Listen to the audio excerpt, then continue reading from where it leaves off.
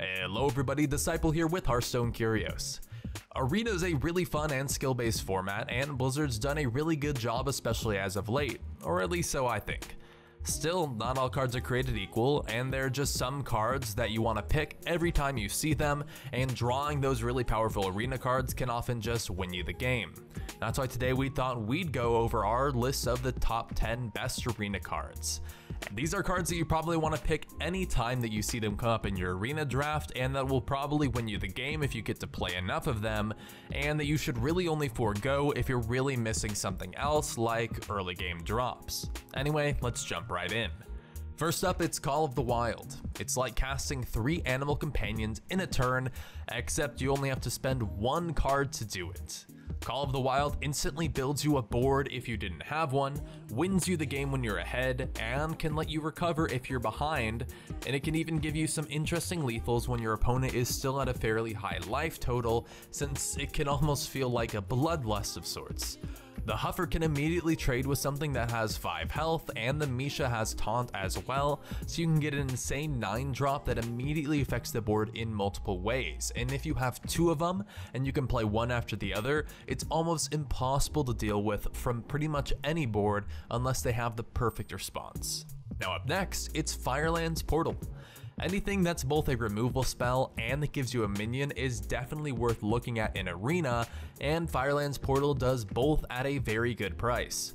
5 damage is enough to kill most minions, and you'll usually have something else to possibly trade up with, or be able to use your hero power to kill even bigger things. So you get to kill a pretty good minion, and you get a random 5 drop, which will usually have decent stats, all for only 7 mana. It's such a good deal in Constructed, and it's just completely nuts in Arena, and for a long time it was by far the best Arena card possible, and although it's not quite there right now, it's definitely up there, and it is so insanely good. Now another mage card coming up, and one that you guys probably hate to see in Arena, is Flame Strike. Flame Strike's been one of the strongest cards in Arena from the very start of the game, and a one-sided board wipe for only 7 mana is insane, in a format that revolves entirely around the board. If you don't have a board, you get to wipe your opponents and regain parity, and if you do have a board when you cast Flame Strike, you probably just win. If you somehow manage to pick up multiple Flame Strikes in Arena, you can have an incredibly easy road to 12 wins. The mage streak continues with a new card from Ungoro, Meteor. Removal is just so strong in Arena, and removal that kills pretty much any minion in the game without Divine Shield, and possibly kills 2 more minions on top of that, or at least enables a trade up, is definitely worth getting looked at. Even if you're just killing one big thing, Meteor is still probably trading up with something that costed more than 6 mana, and if you get 1 or 2 extra kills out of it, then you put yourself incredibly ahead. Meteor's a little bit awkward against Divine Shield, but that's what your hero power is for. Meteor is a slam pick over pretty much any other epic that you can get as a mage, and while it's not quite so auto pick as something like Flame Strike or Fireland's Portal, it's still incredibly strong to have a couple of these in your deck. Moving on, let's talk about Sunkeeper Terram. 6 mana for a 3/7 taunt is reasonable and really not that great, but the ability of making all other minions 3/3s is just completely crazy, since you're automatically going to be able to trade with basically 3 of them. Like most symmetrical effects, you just have to wait until it benefits you more than your opponent, which isn't too hard in Paladin since you have your hero power and lots of token generation as well. Moreover, you can lose the board on purpose and allow your opponent to play a bunch of giant stuff, then make a few tokens like with your hero power and Lost in Ungoro, and then play Sunkeeper Terram, and you've just won the game. Terram can bring back games when you're super far behind and put you even farther ahead.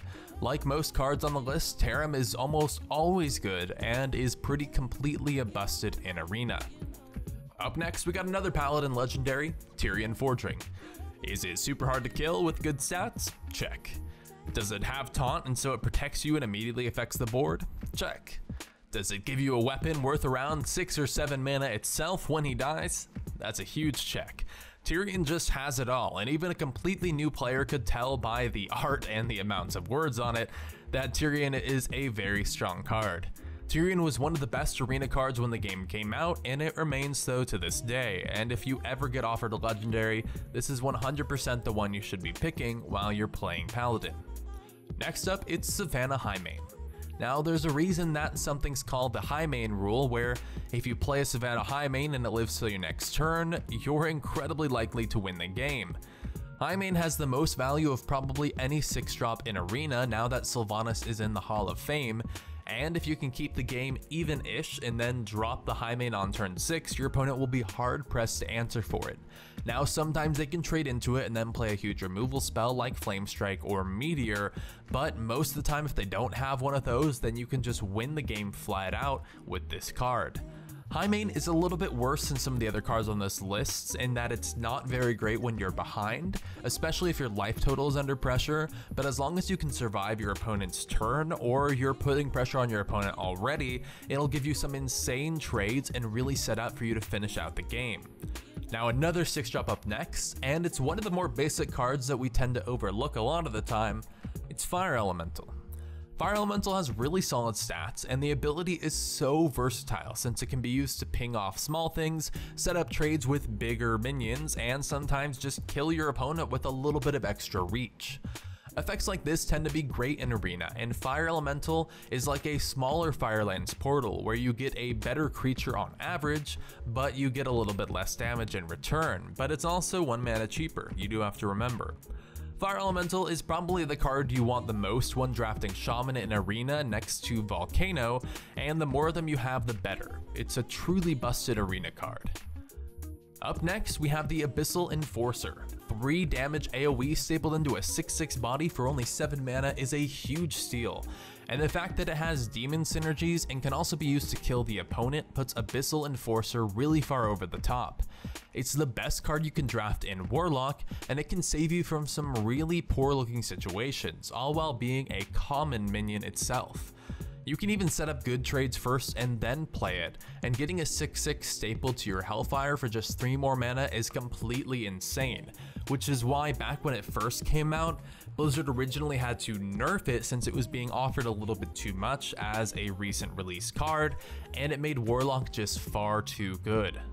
Now last but definitely not least, since it's probably the best Arena card in the game right now, it's Vilespine Slayer. You do have to enable a combo, although that shouldn't be too hard in Rogue, but once you do, it's a 5 mana 3/4 that kills a minion, and that's super busted. Assassinate was already a good Arena card, but now you get a 3/4 added onto it for basically no extra mana, since your combo card will have an effect itself, not to mention that shenanigans with things like Brewmaster or especially Shadow Step are likely to make your opponent concede on the spot. Now we'll see if anything changes in the Arena meta, or maybe what we get in new expansions, but for now, Vilespine Slayer is probably the best card at the moment. Now those are some of the cards we think are the strongest at the moment, but I'm curious what you guys think could be on this list instead. Anyway, thank you so much for watching, thanks for coming out, and I'll see you next time. Peace.